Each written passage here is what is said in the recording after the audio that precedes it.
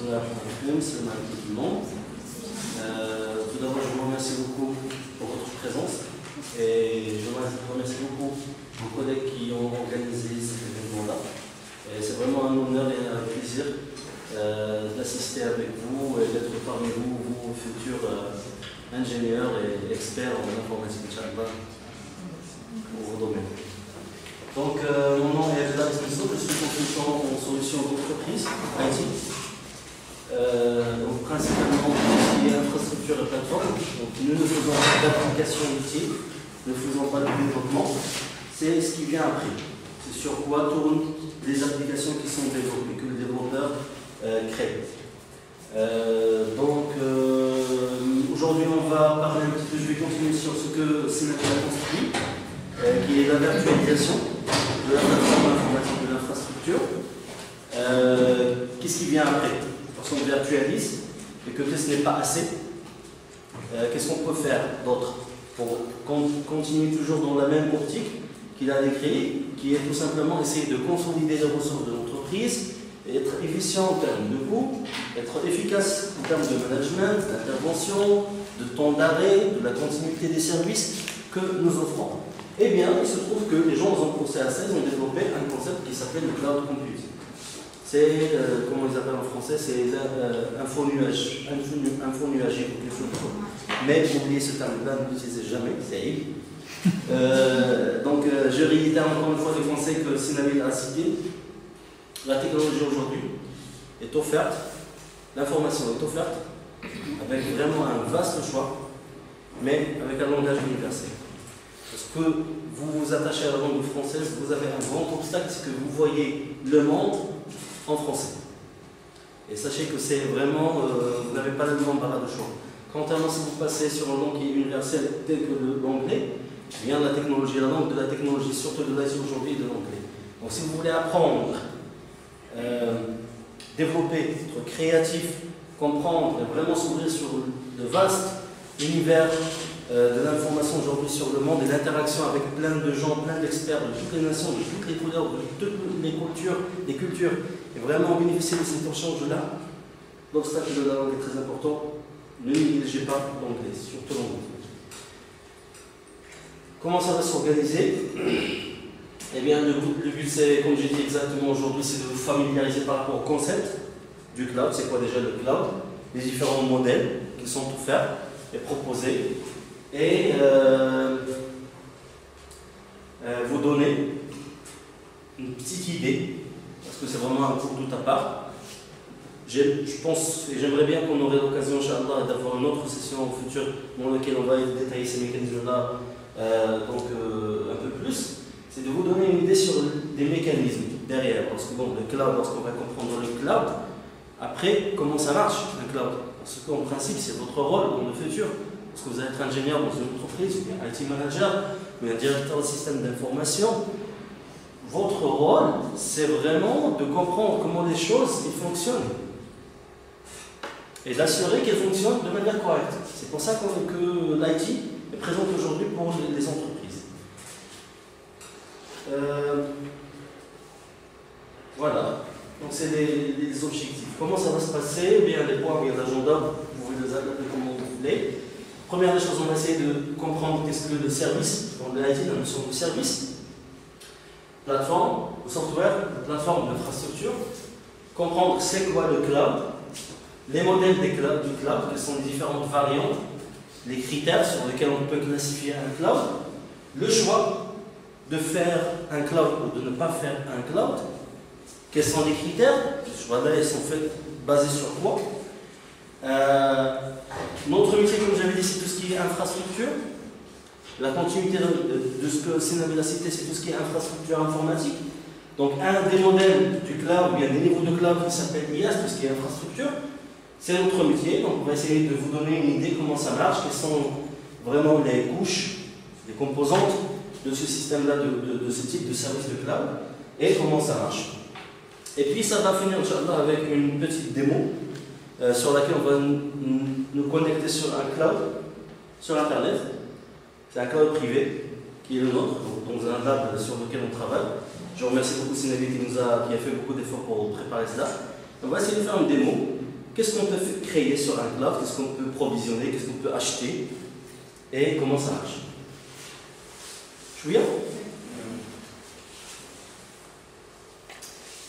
Le service, c'est quoi le service?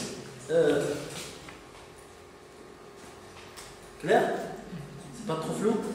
Non, c'est flou. Est-ce qu'on peut pas régler de... Non? Comment?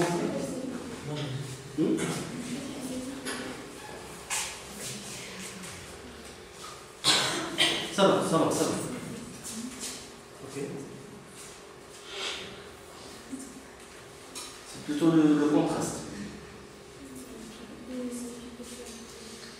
Pour vous revenir, essayez de régler le contraste. Voilà. Contraste.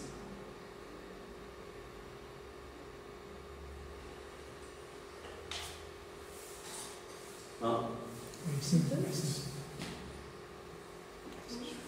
Ça va? Ok. Alors, merci. Donc, c'est la vie tout à l'heure, il a parlé d'un serveur. Et c'est quoi un serveur? Dites-moi, vous prenez la réponse. C'est une machine comme un ordinateur toujours 24/24. Parfait. Et qu'est-ce qu'il a de différent par rapport à un ordinateur? Exactement, c'est le mot exact. C'est la notion la plus primordiale pour un ingénieur en informatique. Un serveur est un serveur parce qu'il donne un service. C'est pourquoi on l'a appelé un serveur. Est-ce que c'est clair? Contrairement à un ordinateur normal qui exploite le service, le serveur fournit des services. Quels sont ces services dans une entreprise? Un exemple, l'hébergement des sites web, stockage de données. Bien. L'hébergement du site web, c'est une modalité. Le service web et le service web. Le site web et le service. Le portail web et le service. L'hébergement, c'est une autre modalité. Données, parce que vous avez dit stockage des données, les données, ce sont des services. La messagerie. Parce qu'on a un serveur mail, qu'est-ce qui fournit le serveur mail? Tout simplement le service de la messagerie. Lorsqu'on a un système de gestion commerciale de l'entreprise qui est totalement informatisé, est-ce que vous avez un exemple? Vous connaissez un exemple de système commercial informatisé? Non. Les entreprises. Moi, comme je dis chez les parce que vous êtes déjà allé chez une entreprise. Et comment? Non, vous parlez des trucs internet. Non, je parle. Est-ce que vous êtes déjà parti chez une entreprise? Vous entrez, c'est le Malcolm, comme ça même. Il est où votre système informatique? Il est là. Qu'est-ce que vous faites là-dedans? Ciel, un logiciel de gestion comptable. Ce qu'il offre comme service, c'est la gestion comptable. Le nom de l'outil, c'est quoi? C'est Ciel. Mais le service, c'est la gestion comptable. La messagerie et le service Outlook, c'est un outil. Ce n'est pas le service. Est-ce que c'est clair? Donc le service informatique, c'est tout simplement une utilité pour une entreprise. Utilité par rapport au métier de l'entreprise.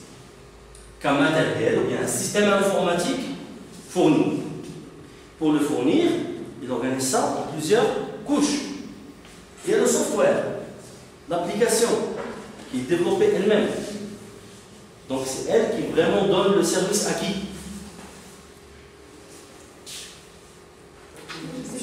L'utilisateur final. Alors monsieur le comptable qui est en train de saisir tout ce qui est facture, truc, machin, c'est lui qui bénéficie de l'application. Pour faire le service, pour faire la comptabilité, bénéficier du service de la comptabilité, il se connecte sur l'application Ciel. Mais cette application, elle est développée en quoi?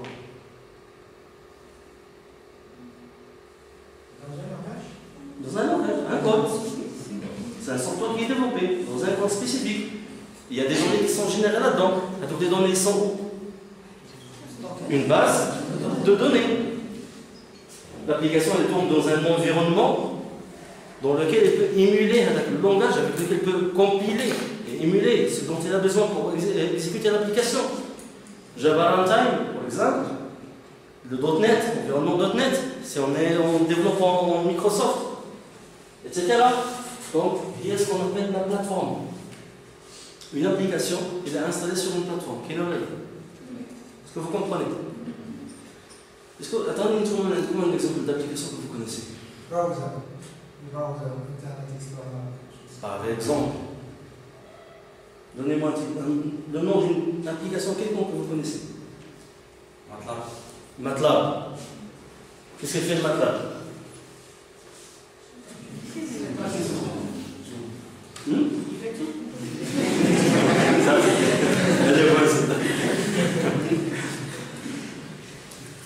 Qu'est-ce qu'il fait le MATLAB? Quel est le service que MATLAB fournit? Les calculs. Le calcul scientifique. C'est la programmation. Oui. Comment? La programmation aussi. La programmation de quoi? Qu'est-ce qu'elle fait cette application? Quels sont les types d'applications qu'on peut programmer avec MATLAB? Les applications de Donc finalement, le service d'utilité, c'est quoi? Le calcul. Mais MATLAB, il doit être installé sur quelque chose. Sur quoi? Une machine. Une machine. Ou la machine de calcul, je vais pas faire MATLAB.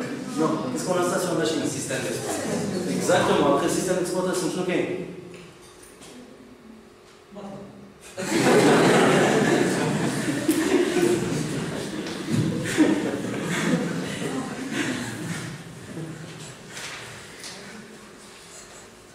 L'architecture type d'un système informatique est structurée de cette manière. L'application qui fournit le service quelconque, elle est forcément tourne dans un environnement virtuel. Soit un environnement .NET, soit un environnement Java, soit un environnement binaire, soit vraiment c'est du C++, c'est du C, tout simplement. Un émulateur C, c'est un compilateur bare metal. S'il s'agit d'une application qui attaque de manière directe le matériel, qui exploite le matériel de manière directe. Lorsqu'il génère des données et qu'il a besoin de charger, transformer et extraire des données, les utiliser, les sauvegarder, les créer, etc. Donc les données sont gérées dans un système de gestion des données, c'est ce qu'on appelle une base de données, etc. Avec la couche, parce que c'est très important. Avec la couche, il y a des utilitaires sur lesquels tourne l'application, on appelle la plateforme. Avec la plateforme, il est installé sur un système d'exploitation. Le système d'exploitation, il a besoin de communiquer avec le matériel. Via quoi? Les drivers, les pilotes. C'est ce qu'on appelle l'infrastructure, le matériel. On a un serveur. Qu'est-ce qui est le plus important pour le serveur? Quel est l'élément qui donne... Il y a trois choses qui sont importantes pour un serveur. Serveur, QF, routes, stocker routes, etc. Il y a trois choses qui sont très importantes. CPU. Z? Non. Écoutez très bien, est-ce que je peux prendre un serveur et retirer le disque dur et mettre un stockage extérieur, le connecter au serveur? Est-ce que le serveur peut démarrer, truc machin? Oui. Si je prends un serveur, je lui enlève les disques durs qui sont locaux et je connecte un stockage externe, je peux installer l'OS et installer mes applications et mettre mes données. Et ça va fonctionner. Ça veut dire quoi? Le disque dur, c'est pas le plus important pour un serveur. Mais est-ce que je peux avoir un serveur, je lui enlève la mémoire, est-ce qu'il va démarrer? Non, même pas. Si je lui enlève le CPU, c'est même plus un serveur. Est-ce que c'est clair? Donc le serveur, il est serveur parce qu'il fournit des ressources CPU, mémoire et simplement des interfaces pour qu'un utilisateur puisse entrer des données, ou bien, pas forcément qu'un utilisateur. Est-ce qu'une machine peut entrer des données dans une autre machine? Oui, parce qu'un serveur peut se connecter à un serveur et mettre des données là-dedans, lire des données. Oui? Vous comprenez ce que je dis? Mais comme vous dites, on ne sait pas. Oui, aujourd'hui, ce n'est pas qu'un utilisateur, un humain, qui peut exploiter un serveur. Un serveur peut exploiter un serveur. Une application peut exploiter un serveur. Un script peut exploiter un serveur. Via quoi? Des commandes, ils passent via quoi? Des interfaces. Physiquement, des interfaces. soit une interface réseau, une interface USB, une interface visuelle, ou à l'écran, display, etc. Ce sont des interfaces de communication. Donc c'est comme ça que ça marche. Et si j'ai plusieurs serveurs, bien les utilisateurs et plusieurs machines qui vont essayer de se connecter au serveur, j'ai besoin de réseau. Typiquement, شغالين ديال الهاب بريدج switch routeur câble. D'accord? Et généralement, pour essayer de désassocier une bonne architecture, il y a le serveur, il y a la partie networking, interconnect, et généralement, on a un système de gestion de data, stockage. Des baies de stockage, etc. Donc, c'est un module à part. Et c'est comme ça que ça marche. C'est comme ça un système d'information. C'est clair? Parfait. Alors, le système informatique, il est installé dans un rack. Le rack, il est dans une salle machine dans laquelle il y a tout un réseau d'électricité, un réseau câblage réseau, forcément de la climatisation parce que les serveurs ça chauffe. C'est le point dont on a parlé tout à l'heure, c'est que 1 mètre carré dans une salle machine pour une entreprise, ça coûte. Parce que il y a ça. Il y a tout vraiment du génie civil. Préparation, construction d'une salle, passer des fils, passer d'eau, électricité, etc. Ça marche? Ok. Le software, les utilités qu'on peut avoir, c'est un ERP. Vous connaissez c'est quoi un ERP? Non? Dans ce cas-là, il y a une question très importante que je dois vous poser. Dites-moi quels sont les modules que vous étudiez. Non, c'est important, parce que sinon.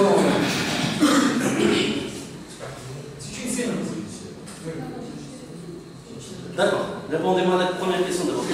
Donnez-moi rapidement quels sont les différents modules que vous étudiez. Matière. Système d'information. Système d'information, qu'est-ce que c'est le système d'information?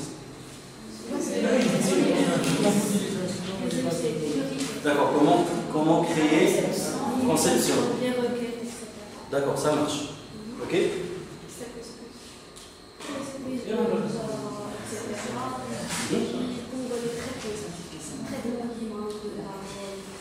D'accord, vous avez un module qui est traitement d'image de fondation. Ok?